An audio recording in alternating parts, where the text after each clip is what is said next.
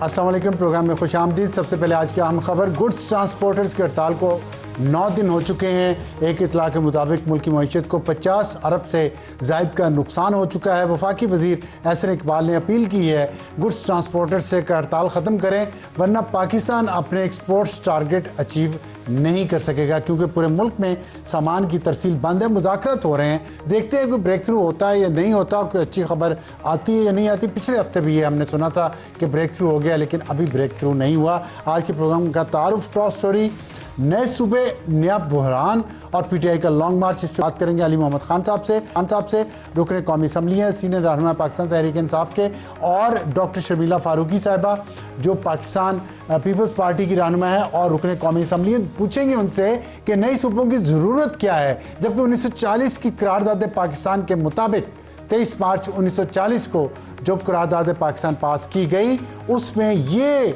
सूबाई यूनिट थे जिनकी बुनियाद पे पाकिस्तान का क़याम अमल में लाया गया। उसी तरह जिस तरह यूनाइटेड किंगडम में इंग्लैंड पार्ट है, स्कॉटलैंड पार्ट है और आयरलैंड पार्ट है। अगर यूनाइटेड किंगडम आज ये बहस करना शुरू कर दे कि मज़ीद सूबे बनाए जाएंगे, तो क्या it's man behind the gun या गन? ये एक वो सवाल है जिस पे हम आज की अपनी टॉप स्टोरी में बात करेंगे और देखेंगे कि नए सूबों की बात में कितना वजन है। और बजाय इसके कि हम इंतज़ामी मामलात को ठीक करें, हम उस करारदाद पाकिस्तान के बुनियादी जो बुनियाद है पाकिस्तान की, कहीं उसको तो नुकसान नहीं पहुंचाएंगे। और हमारा आज का हॉट इशू होगा बलूचिस्तान में दहशतगर्दी, औरतें और बच्चे भी टारगेट हैं। शाहिद रिंद तर्जमान वज़ीर आला बलूचिस्तान के हमारे साथ होंगे। और हमारा आज का एडिटोरियल होगा, उस्ताद नुसरत फ़तेह अली ख़ान की बरसी है, 29वीं बरसी, और उस्ताद नुसरत फ़तेह अली ख़ान और 1992 के वर्ल्ड कप में का आपस में ताल्लुक़ क्या था जो कि पाकिस्तान जीता था, ये बताएंगे आपको आज के एडिटोरियल में। तो शुरू करते हैं आज की टॉप स्टोरी। बहुत शुक्रिया अली मोहम्मद खान साहब हमें ज्वाइन करने का। हमारी टॉप स्टोरी, नए सूबे नया बहरान और पीटीआई का लॉन्ग मार्च। ये बताइएगा खान साहब के जो नए सूबे हैं उस पे इमरान खान साहब तो हमेशा इसकी सपोर्ट करते रहे हैं और उन्होंने कहा है कि जो इमरान खान के लिए रिलीफ है और स्पेस है वो भी आपको मिल सकता है अगर आप भी नए सूबों को सपोर्ट करें। तो क्या है इस वक्त पार्टी का मौक़िफ़? क्या हज़ारा सूबा अलग बनना चाहिए, जनूबी पंजाब अलग सूबा बनना चाहिए, कराची अलग सूबा बनना चाहिए? क्या मौक़िफ़ है पाकिस्तान तहरीक इंसाफ का इस पर? बिस्मिल्लाहिर्रहमानिर्रहीम। अल्लाहुम्मा सल्ली अला मुहम्मद व अला आलि मुहम्मद। अफसर आलम साहब, बात पाकिस्तान की होनी चाहिए। पाकिस्तान का मफाद जिस चीज में हो वही करना चाहिए। अली मोहम्मद या तहरीक इंसाफ, बिलखुसूस इमरान खान, मैं नहीं समझता हम कभी भी कोई ऐसा काम करना चाहेंगे जो पाकिस्तान के खिलाफ हो, मफाद में अवाम के, लेकिन हमें कोई उससे रिलीफ मिले नहीं। अगर हम छोटे सूबों की सपोर्ट की बात करेंगे तो सिर्फ इसलिए नहीं करेंगे कि उससे खान साहब को, हमारी जमात को कोई रिलीफ मिले, आज़ादी मिले। नो, हम अपने उसूली मौक़िफ़ पे खड़े थे, हैं और रहेंगे। उसूली मौक़िफ़ क्या है? वो ये है कि खान साहब ने हमेशा ये बात की है कि पाकिस्तान में छोटे फेडरेटिव यूनिट्स की न सिर्फ गुंजाइश है बल्कि उसको अमली तौर पे उन्होंने स्टेप भी लिया और पाकिस्तान की तारीख में पहली बार बहुत अरसे बाद एक सराइकी सूबे की तरफ कुछ मजबूत जो है वो कदम उठाए। हालांकि पूरा काम तब भी नहीं हुआ था, लेकिन हमने एक एडिशनल सेक्रेटरी दे दिया, चीफ सेक्रेटरी दे दिया, उस ऑफिस दे दिए और उस तरफ चल पड़े थे। तो यस, इमरान खान साहब ने हमेशा ये बात की है कि फेडरेटिंग यूनिट्स की तरफ हम जा सकते हैं मजीद। लेकिन मैं ये समझता हूं कि अगर इमरान खान साहब की सपोर्ट और तहरीक इंसाफ की सपोर्ट चाहिए तो फिर इमरान खान साहब को भी ये जो आपने बेड़ियां डाली हुई हैं और उनको बिल्कुल दुनिया से कट ऑफ किया है, उनसे हमारे राब्ता बहाल करें ताकि उनसे इस पे बात हो। तो आपका मतलब है कि अगर मुलाकातें शुरू हो जाएं उनके साथ, जो पाबंदी है तो, और उनके साथ मशवरा हो जाए, तो फिर पीटीआई इसकी सपोर्ट करेगी नए सूबों की? उसमें हज़ारा सूबा भी है वैसे। अफसर साहब देखिए, मैं नहीं समझता किसी भी सियासी लीडर के साथ वो होना चाहिए जो खान साहब के साथ हुआ या मुशर्रफ साहब के दौर में मियां साहब के साथ हुआ या जिया साहब के दौर में बीबी शहीद के साथ हुआ। आप सब इन चीजों के खुद चंदीद गवाह हैं, आप खुद उस एज में हैं जो आपकी आंखों के सामने हुआ है। Time has now come up कि हम सारे मैच्योर लोगों की तरह बैठे। एस्टैब्लिशमेंट भी कोई हमारी दुश्मन नहीं है, इस मुल्क के जो है सरहदों के मुहाफिज है, अपनी जाने देते हैं। लेकिन कुछ चीजें ऐसी हैं जिसको हमें अब ट्यून करना होगा, ठीक करना होगा, चीजों को अपनी अपनी जगह पर वापस जाना होगा। अगर हम इसके लिए तैयार हैं तो सब चीजों पे बात, उसके आपने हजारात सूबे की 2 दफा बात की है हमारी अपनी हुकूमत में, उस पर यहाँ से रेजोल्यूशन भी पास हुई है पख्तूनख्वा असेंबली से, इमरान खान साहब ने भी उसकी सपोर्ट की थी, और मैं तो बाकायदा ऑन रिकॉर्ड हूँ कि एबटाबाद जाके मैंने सुबह हजारा का नारा लगाया पख्तून होते हुए, क्योंकि मैंने हमेशा इस सब्ज लाली परचम पाकिस्तान की बात की है। तो अगर सुबह हजारा से हजारा के लोगों की जिंदगी बेहतर होती है, पाकिस्तान अहम है, पाकिस्तान में क़यामत तक रहना है। बाकी सूबे इंसान की बनाई हुई तकसीम है, उनको छोटा बड़ा अवाम के ठीक है। मफाद में किया जा सकता है, लेकिन उस पर कंसेंसस और तमाम सियासी जमातों को साथ लेके चला जाए, डंडे के जोर से नहीं, गुफ्तगू से। अच्छा, अगर आपने कहा कंसेंसस से हो तो पाकिस्तान पीपल्स पार्टी तो इस पर बिल्कुल नहीं मानेगी। और दूसरी बात यह है कि अगर लसानी बुनियादों पर सूबे बनाना शुरू कर दिए, जैसे हज़ारा की बात की आपने, सराइकी सूबा की बात की है, कराची सूबा की बात एमकेएम कर रही है, वो भी लसानी बुनियादों पर है, तो फिर तो एक नया पेंडोरा बॉक्स नहीं खुल जाएगा? आपकी बात में अफसार साहब वजन है, लसानी बुनियाद पे नहीं, इंतजामी बुनियाद पे, जिससे लोगों को उनकी बुनियादी सहूलतें, जिंदगी की जो बेसिक चीजें हैं, सबसे पहले तो इंसाफ है, उसके साथ एजुकेशन है, हेल्थ है, रूरल इंफ्रास्ट्रक्चर है, जिंदगी की बाकी सहूलियात हैं, साफ पानी है, इस तरह की बहुत सी चीजें हैं। तो वो आपको देखें, अगर आप उसको लोकल बॉडी स्ट्रॉन्ग करके दे सकते हैं, वो भी एक अल्टरनेटिव हो सकता है, जो सूबे का मुतबादिल तो नहीं, लेकिन बहुत हद तक आपको कुछ चीजें बहुत बड़ी हद तक सॉल्व करके दे सकता है। लेकिन आज तक हमने बदकिस्मती से सियासी जमातों की मैं बात कर रहा हूँ, सच्ची बात, अपने आप को कोई नहीं करता, हर कोई डिक्टेटर को दोष देता है।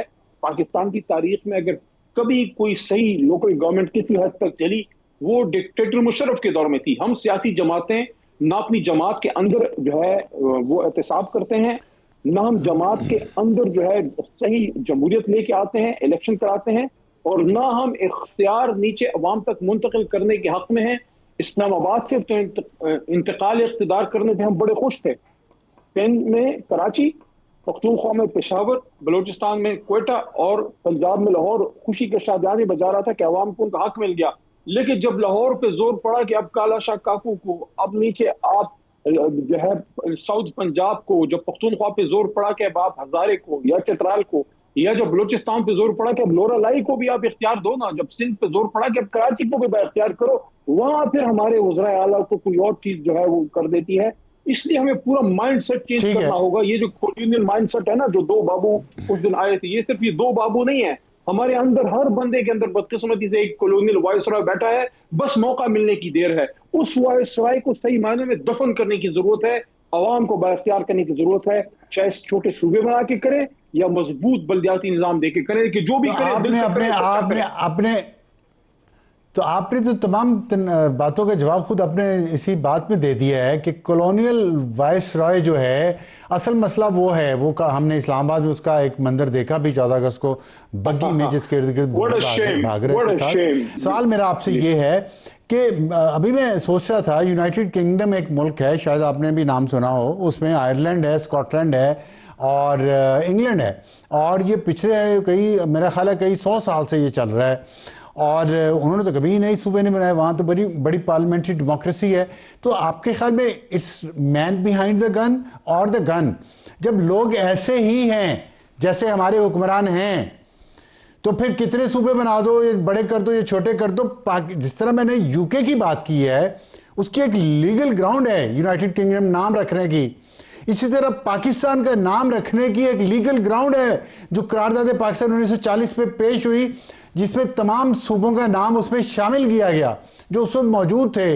आप उनको अगर काट के अलग कर देंगे लिसानी बुनियादों पर और अपनी माइंडसेट को तब्दील नहीं करेंगे, तो फिर कैसे ठीक होगा मुल्क? तो अब आबादी के लिहाज से, सॉरी मेरा क्वेश्चन जरा लंबा हो गया, लेकिन एक एग्जांपल और सुन लें। आबादी के लिहाज से तो पाकिस्तान जब बना था छोटा था, फिर 1971 में फिर छोटा हो गया। तो बाकी जो मुल्क हमारा छोटा हुआ, अगर आबादी ज़्यादा मसला है या सूबे का साइज होना मसला है, तो जब आधा पाकिस्तान हो गया तो उसके बाद हम तरक्की कर गए। इंडिया की मिसाल दी जाती है कि इंडिया तरक्की कर गया ज़्यादा सूबे बनाने से। अफसार साहब, you are hitting the nail on its head. आप सही तरफ बात को, डिबेट को लेके जा रहे हैं। मैं इसमें ये एडिशन करूंगा कि कोई जो बहुत अपने आप को समझदार समझते हैं, बंद कमरों में बैठ के वो ना फैसले लागू करें। अगर अवाम की एक इलाके में डिमांड है, जिस तरह हजारे सूबे की एक डिमांड है, साउथ पंजाब सूबे की एक डिमांड है, कराची के लोगों की भी एक डिमांड है, कराची को अभी तक उसका हक नहीं मिला। और मैं इसमें एक बात और भी करूंगा, एमक्यूएम हमारे भाई हैं, लेकिन वो कराची के सोल केयर टेकर ना बने और ना वो बन सकते, ना उनको बनना चाहिए, क्योंकि हमारे साथ हुकूमत में थे, मियां साहब शहबाज साहब के साथ हुकूमत में थे, आज भी हैं, मुशर्रफ साहब के साथ थे। What did they give to Karachi? 12 मई ठीक चेंबर है। में जली हुई वकीलों की लाशें, बोरीबंद लाशें वहां पे मिली। ये कराची है, जिन्ना का शहर, सिटी ऑफ लाइट्स। तो अगर हमने कराची को बाइख्तियार करना है तो यस, लेकिन वो किसी जमात का नहीं, वो पूरी कराचियाइट्स की एक डिमांड पे काम हो और उसके सिंध में भी एक मुताबिकत की फिजा पैदा हो। ऐसा ना हो कि जो सिंधी नेशनलिस्ट है वो उसको कहीं और लेके जाएं। इसलिए मैंने एक बात की कि पहले फजा बनाएं, एक कंसेंसस बनाएं, उस पर बैठें और फिर फैसले करें। लेकिन उसके लिए माइंडसेट सबसे अहम चीज है। जब तक सियासी जमातें अपना माइंडसेट या ब्यूरोक्रेसी के बावजूद अपना जहन नहीं चेंज करेंगे, देखें सबसे बड़ी मिसाल ये कायद आज़म मोहम्मद अली जिन्ना है। उनके अंदर कोई खन्नास नहीं था, वो सेल्फ मेड आदमी था ना, बाप से विरसे में कोई बड़ी जदादें नहीं मिली थी। उसने अंग्रेज से जो गुलामी है, गुलामी को आजादी में तब्दील करने के लिए उसने अल्लाह की दी हुई विजडम से काम लिया। और जब पाकिस्तान आया तो उसने आखिरी जो चेक काटा, you know it more than anybody else, Afsar Alam साहब, जब उनको वो खाना दिया गया और जियारत में अपने चेक काटा कि मैं अपने पैसे से अयाशी नहीं करूंगा। तो आज सवाल पैदा होता है कि मरी में जब बड़ी बड़ी मीटिंग्स होती हैं, लोगों को रोक के बड़े बड़े कॉन्वॉयज चल, मैं सिर्फ एग्जांपल मियां साहब की फैमिली की दे रहा हूं। हम सब इसी रंग बिरंगे में जो अवाम के टैक्स के पैसों से, जो हम मिनिस्टर्स की सुबह आप जाके देखें, सरकारी लोग गाड़ियां स्कूलों के बाहर खड़ी होती हैं, वीकेंड पे जाके देखें वजीरों की, बाबुओं की। मैं आपकी बात से मुत्तफिक हूँ, मैं मुत्तफिक हूँ, लेकिन मुझे सिर्फ ये बता, इसका जवाब दे दें कि चेंज करें ना। नहीं, मुझे इसका सिर्फ जवाब दे दें कि इस मैन बिहाइंड द गन और द गन, जो चलाने वाले हैं निज़ाम को, वो गलत हैं या निज़ाम गलत है? और चलाने वाले तो बहुत अच्छे हैं, निज़ाम नहीं चलने दे रहा। एक ही ग्रुप है ब्यूरोक्रेसी में, ये दो ग्रुप्स हैं जिन्होंने कब्जा किया हुआ पूरे पाकिस्तान पे। अब जो डाकखाना चलाता है वो भी सीएसएस ऑफिसर होता है, उसने तो इस मुल्क को तबाह नहीं किया ना, उसने तो नहीं मुल्क को तोड़ा। या जो रेलवे में काम करता है उसने रेलवे को तो खराब किया होगा, पूरे मुल्क पे तो कब्जा एक ही ग्रुप का है। तो वो ग्रुप उसको तो कोई ठीक कर नहीं सकता। सूबे तोड़ दो उनको, उनको मजीद मतलब आप खाने के लिए चीज़ें दे दें, मजीद पिज्ज़ा के टुकड़े मजीद कर दें, ये चाह रहे हैं। अभी 14 अगस्त गुजरी है अफसार साहब, अभी 14 अगस्त गुजरी, आज दूसरा दिन है। ये एक एक दिन करके 39 साल, 79 ईयर्स पास हो गए, हम वो मुल्क हासिल ही ना कर सके जिसके लिए जनाब साहब ने ये कुर्बानी दी थी, सबने दी थी। हमने 47 को 14 अगस्त को यूनियन जैक उतार के सब जिलाली परचम तो लहरा दिया, लेकिन अपने अंदर का वो ब्राउन साब मार ना सके, जो अंग्रेजी बोलने पे फख्र करता है, जो छुट्टियों में जो है यूके जाता है, जो अपने बच्चों को, यहाँ हमारे मुल्क के बच्चे तो टाट के स्कूलों में रोने, उसके बच्चे ऑक्सफोर्ड और कैम्ब्रिज हार्वर्ड में जाके पढ़े। वो सरदार भी जिम्मेदार हैं जिनके अपने गोठ गांव में वो वडेरे और वो चौधरी और बड़े बड़े खान नवाब, जिनके गांव के स्कूलों में बच्चे जमीन पर पढ़ते हैं, उनके बच्चे ऑक्सफोर्ड हार्वर्ड जाके पढ़ते हैं। आज भी आपके जो यहाँ बड़े बड़े क्लब्स हैं, यहाँ वो कोई आम आदमी जाके एक कप चाय पीने का सोच सकता है? जो अंग्रेज के वक्त में बात होती थी कि dogs and Indians are not allowed, क्या हमने वो जहनी सोच बदली? वो जहन तो नहीं बदला ना, वो आजादी तो अंदर नहीं आ सकी ना। इसलिए जो आप बात कर रहे हो ना छोटे सूबे, यस, अगर हमने अपना जहन नहीं बदला, अगर हमने अपना विल नहीं बदला, अपनी सोच चेंज नहीं की, तो छोटे सूबे भी आपके मसले का हल नहीं। आप कहते हैं क्या इज इट द गन? तो पहले सोच बदले ना, पहले जहन बदले, पहले सोच बदले। ये ना सूबे बना के बैठ जाए फिर पता चले ओहो सोच तो बदली नहीं, अब कुछ और करते हैं। 2 दफा आपने इस प्रोग्राम में एक सवाल किया कि इज इट द गन और is the man behind the gun that counts, यानी कि क्या सिस्टम फेलियर है या लोगों का फेलियर है? अफसार साहब कहते हुए शर्म आती है, लेकिन फेलियर दोनों का है। सिस्टम का भी फेलियर है और बंदों का भी फेलियर है। जिस मकसद के लिए मुल्क बनाया था वो निजाम ही अपना दे सके। चलें, ठीक है, ठीक है। आखिर में एक सवाल का जवाब दे दे सिर्फ कि सोहेल अफरीदी साहब तो कह रहे हैं कि जिनके पास अवामी मैंडेट ही नहीं है वो सूबे नहीं बना सकते। तो 27 सितंबर को आपका लॉन्ग मार्च भी आ रहा है, तो अगर खान साहब की अपीलें 18 अगस्त को मंजूर हो गई, उनसे जो अदालत में है उनसे मुलाकात के लिए और इलाज के लिए, तो फिर लॉन्ग मार्च पोस्टपोन हो जाएगा? आई थिंक इमरान खान साहब तक रसाई अब साफ साफ जरूरी है। कीमती आदमी है, साबिक वज़ीर आज़म है, इस मुल्क के हीरो हैं। पीटीआई की नजर से नहीं, पाकिस्तानी की सोच से मैं आपको कह रहा हूँ। मैं किसी भी बड़े सियासी लीडर या किसी सियासी कारकुन, किसी पाकिस्तानी पे जुल्म के हक में कभी ना रहा ना हूँ। अपनी हुकूमत में भी आवाज उठाई और अब भी अपोजिशन में भी कर रहा हूँ। जहां तक सुबह का ताल्लुक है, मैं समझता हूँ ये थोड़ा सा मेरे या सुहेल या हमारे पे ग्रेड के ऊपर की इस वक्त बात है। Let Imran Khan deal with it, हमें उन तक जाने दें। ये इमरान खान से ठीक करने का काम है। ठीक तो अगर इमरान खान तक रसाई हो जाएगी ठीक। तो मैं ये समझता हूं कि ब्रेक थ्रू होगा। कल का दिन बड़ा अहम है। अगर सुप्रीम कोर्ट से कोई रास्ता निकलता है, मैं समझता हूं कि अल्लाह ताला इस मुल्क के इस सियासी खजा में कोई बहार का कोई पेशखेमा वो हो सकता है, कोई अच्छी हवाएं चल सकती हैं। लेकिन वो ठीक हो आईनी हवाएं, वो डील की हवाएं ना होंगी और ना हमने कोई ठीक है डील करनी है। ठीक है। बहुत शुक्रिया अली मोहम्मद खान साहब, हमसे में ज्वाइन किया है डॉक्टर शर्मिला फारूकी साहिबा ने, जो रहनुमा है पाकिस्तान पीपल्स पार्टी की और रुकन कौमी असम्बली हैं। नए सूबों पे बात हो रही है। पाकिस्तान तहरीक इंसाफ कह रही है कि हज़ारा सूबा बनना चाहिए, उसका वक्त आ गया है। सराइकी सूबा भी बनना चाहिए और कराची भी अलग सूबा बनना चाहिए। लेकिन सिर्फ एमक्यूएम के को ये नहीं समझना चाहिए कि वो उसका मालिक सिर्फ एमक्यूएम है। आप पाकिस्तान पीपल्स पार्टी का मौक़िफ़ है कि सिंध तकसीम नहीं हो सकता, अगर तकसीम करना सबसे पहले पंजाब को तकसीम किया जाए। तो और पाकिस्तान मुस्लिम लीग नून ये कह रही है कि तमाम मुल्क में सूबों को तकसीम कर दिया जाए तो ठीक है। तो आप क्या कहती हैं कि अगर आप के पास, पाकिस्तान पीपल्स पार्टी के पास क्या ऑप्शन है? क्या वो तमाम सूबों को तकसीम करने के हक में है या नहीं? शुक्रिया अफसार साहब। देखिए जी, ये किसी एक जमात या किसी एक फर्द या किसी एक ग्रोह की ख्वाहिश तो नहीं हो सकती ना। और ना ही ये प्रेस कॉन्फ्रेंसेस और टीवी टॉक शोज पे बैठ के सूबे बन सकते हैं। सूबे बनने का एक तरीक़ेकार आइन में दर्ज है और उस तरीक़ेकार के मुताबिक जिस सूबे में मजीद सूबे बनाने हैं, उस सूबे की जो असेंबली है वो 2/3 अक्सरियत वो से तरीकाकार करारदाद पता पास है, करेगी। लेकिन आपने कहा नहीं, एक ठीक नहीं है, शख्स नहीं कर सकता, सियासी जमातें ही रिप्रेजेंट करती ना आवाम को। पाकिस्तान मुस्लिम बिल्कुल, लीग लेकिन नून किसी बड़ी जमात है, आपकी बड़ी जमात है, तहरीक इंसाफ बड़ी जमात है, उनका मौक़िफ़ मैंने आपको बता दिया। इसमें पाकिस्तान पीपल्स पार्टी क्या चाहेगी? देखिए अब साहब साहब मौक़िफ़ बिल्कुल आपने बताया। बात सिर्फ मौक़िफ़ की नहीं है, ख्वाहिशात तो लातादाद होती है ना, लेकिन हर ख्वाहिश तो अमल जामा नहीं आती। बात यह है कि अगर जी उस सूबे की असेंबली 2/3 अक्सरियत से ये ख्वाहिश जाहिर करती है कि उस सूबे में मजीद सूबे बनने चाहिए, तो सौ बिस्मिल्लाह।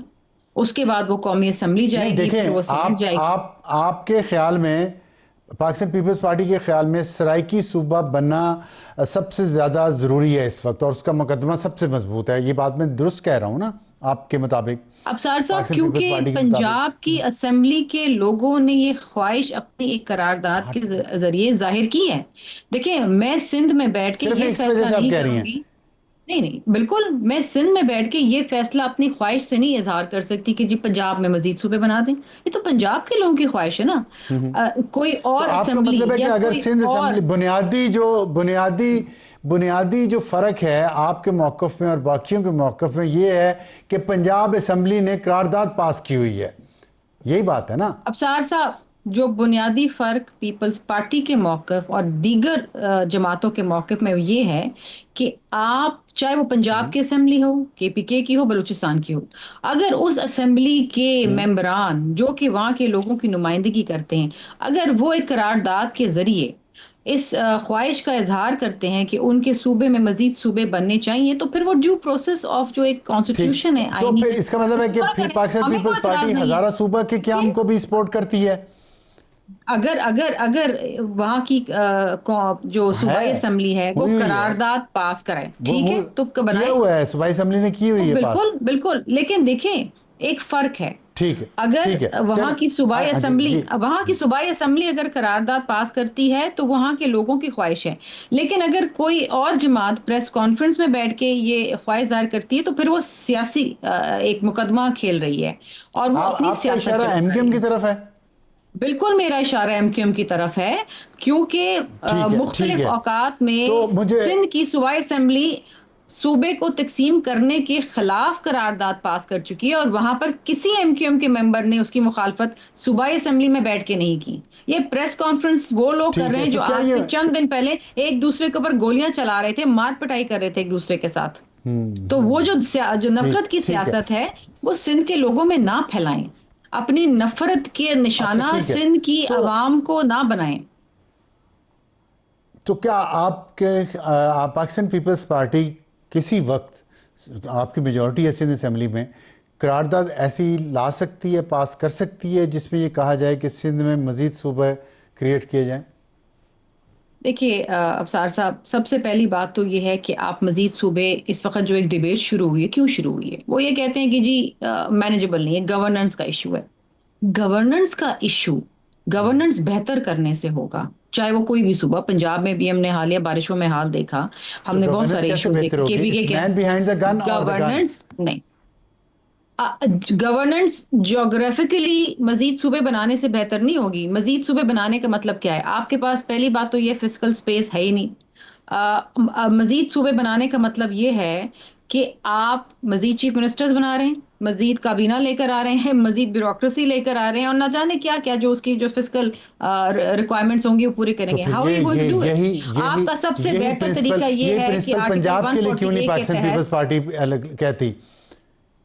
मैं दोबारा अपनी बात को दोहराऊंगी, क्योंकि वहां की पंजाब असेंबली वो करारदाद पास करवा चुकी है जिसमें उन्होंने अपनी ख्वाहिश का ठीक है, इजहार तो किया है कि मैं सूबा यही बनना तो मेरा चाहिए। सवाल था आपसे, मैं हम दोबारा उसको दोहरा कैसे देता निगेट हूं करें? कि हम कहें क्या कि जी सिंध असेंबली वहां की में सूबाई पाकिस्तान असेंबली के पीपल्स लोग कह रहे पार्टी हैं कि सूबा ऐसी बनाओ। करारदाद कभी लाएगी या पास करेगी या नहीं? ये मेरा सवाल है, आप यस देखिए, और नो में इस जवाब दे दें। वक्त पाकिस्तान पीपल्स पार्टी के अलावा जो और दीगर जमातें सिंध के अंदर मौजूद हैं वो मजीद तकसीम नहीं चाहते हैं। ये उनकी ख्वाहिश है, मां सिवाय एमक्यूएम मैं की, क्योंकि आपका एमक्यूएम की ख्वाहिश। पाकिस्तान पीपल्स पार्टी क्या कहती है? पाकिस्तान पीपल्स पार्टी क्या पाकिस्तान चाहती है? पीपल्स पार्टी वही ख्वाहिश का इजहार करती है जो सिंध की आवाम कहती है। सिंध की आवाम कहती है कि हम सूबे को तो तकसीम नहीं देखना चाहते हैं, तो पाकिस्तान पीपल्स पार्टी उनकी ख्वाहिशात की नुमाइंदगी कर रही है। ठीक है, चलें, बस ये क्लियर हो गया। अब सिर्फ एक आखिरी सवाल का जवाब दे दें कि सदर आसिफ अली जरदारी साहब से वज़ीर आज़म साहब ने मुलाकात की है, इसहाक डार भी मौजूद थे, मोहसिन नकवी भी, शहरी रहमान भी, और उसमें स्पीकर पंजाब असम्बली भी थे मलिक मोहम्मद अहमद ख़ान। क्या सूबों में बात हुई है या कोई और इशू चल रहा है? देखिए अफसार साहब, I am not privy to उसमें क्या डिस्कशन हुई, लेकिन ज़रूर पिछले चंद हफ्ते जो एक तनाव रहा है पाकिस्तान पीपल्स पार्टी और पीएमएलएन के दरमियान, और जो मुख्तलिफ प्रेस कॉन्फ्रेंसेस के अंदर जो इश्यूज हुए हैं, बिलखुसूस जो चेयरमैन बिलावल भुट्टो जरदारी साहब ने, ये जो एक अनप्रेसिडेंटेड धांधली हुई है एजेके के इलेक्शंस के अंदर, उस हवाले से जो चेयरमैन साहब इन ने सारे अपनी मामला से स्पीकर पंजाब असम्बली का क्या ताल्लुक था? स्पीकर पंजाब असेंबली ले गए होंगे उनको डेलीगेशन में मिलवाने के लिए। अच्छी बात है, मिलना चाहिए। सदर मुमलिकत है ना, पूरे पाकिस्तान के सदर हैं, किसी एक सूबे के तो नहीं है। ठीक उनसे ठीक केपीके है, का भी स्पीकर मिल चलें सकता है, ठीक है। बलूचिस्तान का भी मिल सकता है। हाँ जाहिर है, बिल्कुल मिल सकता है, बिल्कुल मिल सकता है। बहुत शुक्रिया डॉक्टर शर्मिला फारूकी सनी के वक्त। तो एक ब्रेक के बाद वापस आएंगे तो हॉट इशू जो कि बलूचिस्तान है, और बलूचिस्तान वाकई हॉट इशू है। वहाँ पे दहशतगर्दी इतनी फैल गई है कि अब औरतें और बच्चे भी उसका टारगेट है। एक छोटे से ब्रेक के बाद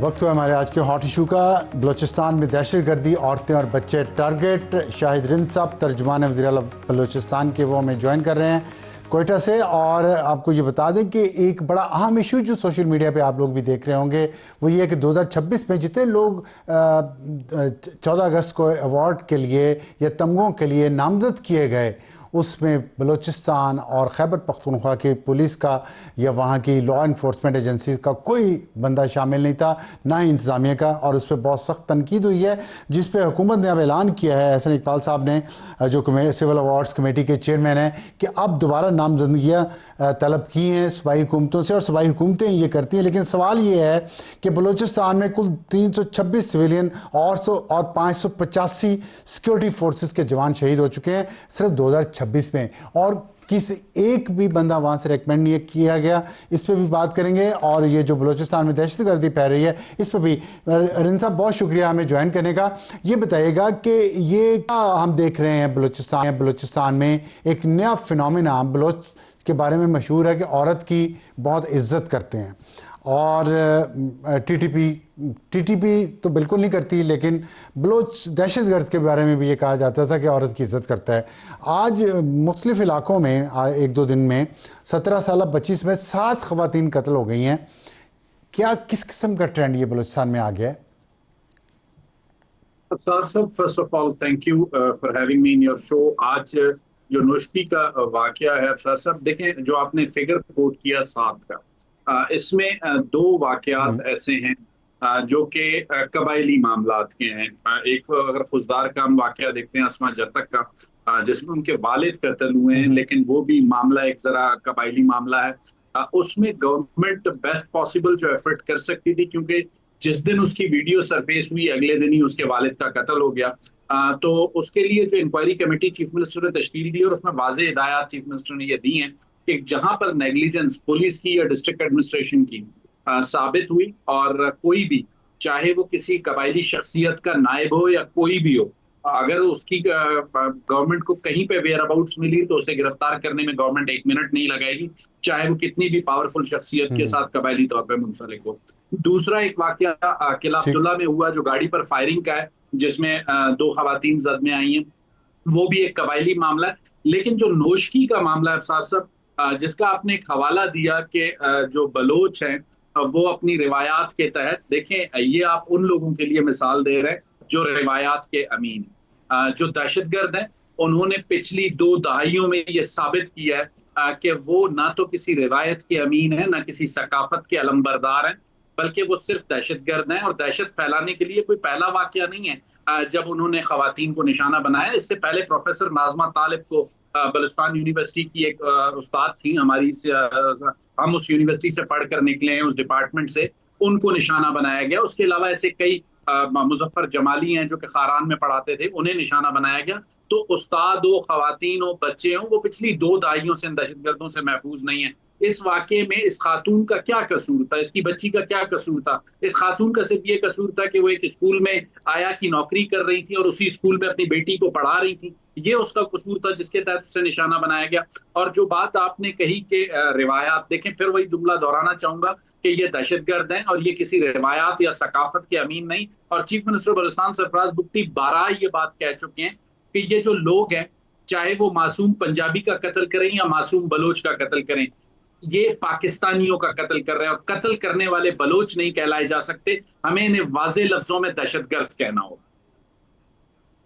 अच्छा, आपने कहा कि किला अब्दुल्ला में जो हुआ फायरिंग का वाकया, मकतूलीन का ताल्लुक कराची से था, चलती गाड़ी पर फायरिंग की गई, तो ये ज़ाती दुश्मनी कैसे थी चलती गाड़ी पे फायरिंग करना? और फिर ये कि ये इतना आसान क्यों हो गया है बलूचिस्तान में कि अगर ज़ाती दुश्मनियाँ भी हैं तो लोग असला उठा के कहीं भी हमला कर देते हैं, तो ये लॉलेसनेस क्यों ज़्यादा इतनी हो चुकी है? अफसार साहब देखें, ये इनिशियल इंफॉर्मेशन है, अभी तक इस बात के पास हमारे पास कोई मुकम्मल तौर पे हमने इन्वेस्टिगेशंस को क्लोज नहीं किया। इनिशियल इंफॉर्मेशन ये है कि इस गाड़ी पे जो फायरिंग हुई उसकी लीड्स हमें जो मिल रही हैं, हम उस तरफ जा रहे हैं। जो बात आपने की लॉलेसनेस की, अफसार साहब इस बात को एग्री करना पड़ेगा कि पाकिस्तान का निस्फ बलूचिस्तान है और बहुत से ऐसे मकामात आते हैं जहां चंद किलोमीटर नहीं बल्कि सैकड़ों किलोमीटर तक अगर आप गाड़ी पे चलते रहे तो आपको कोई ऐसी सिक्योरिटी चेक पोस्ट या कोई ऐसी चीज नहीं आती। और कई जगहों पे रोड्स के करीब ऐसी माउंटेनियस हाइट्स हैं जिनका फायदा अक्सर दहशतगर्द भी उठाते हैं और इस किस्म के जो कबायली दुश्मनियों के मामलात हैं उसमें भी इस किस्म के एम्बुशेस होते हैं। बेसिकली हमारी ये कोशिश होती है कि कहीं पे भी कोई चीज होती है बिला तफरीक उसके खिलाफ कार्रवाई की जाए। आज से चंद माह कबल एक सियाकारी का मामला पेश आया, उस आपको याद होगा क्वेटा और उसके सराउंडिंग्स के एरिया में एक कबायली शख्सियत का नाम आया। चीफ मिनिस्टर के पास 6 से ज्यादा डेलीगेशंस आए कि उस कबायली शख्सियत को गिरफ्तार ना किया जाए। चीफ मिनिस्टर ने कहा मैं बिल्कुल इस पे कंप्रोमाइज नहीं करूंगा, उस शख्स को गिरफ्तार होना पड़ेगा, अदालतें अगर उसको रिलीफ देती हैं तो उसका मैं जिम्मेदार नहीं। आज अस्मा जतक के मामले पर भी उनका क्लियर ये स्टैंड है कि जहूर जमालजई जो नामजद मुलजिम है, अगर उसके वेयर अबाउट्स पुलिस को आज भी कोई लीड मिलती है, आज के दिन जब मैं आपसे बात कर रहा हूं उस वक्त भी पुलिस उस केस पे काम कर रही है। जहां पर हमें उसकी लीड मिली, we will not spare him, we will arrest him। 355 अफराद निशाने इम्तियाज के लिए नामजद हुए 2026 में। खैबर पख्तूनख्वा में पुलिस के 152 जवान और बलूचिस्तान पुलिस के 89 जवान शहीद हुए हैं 2026 में। एक भी नॉमिनेशन बलूचिस्तान की हुकूमत ने नहीं दी, क्यों? अफसार साहब, मेरा ख्याल है इससे पहले भी इस तरह की नामजदगियां गवर्नमेंट करती रही हैं।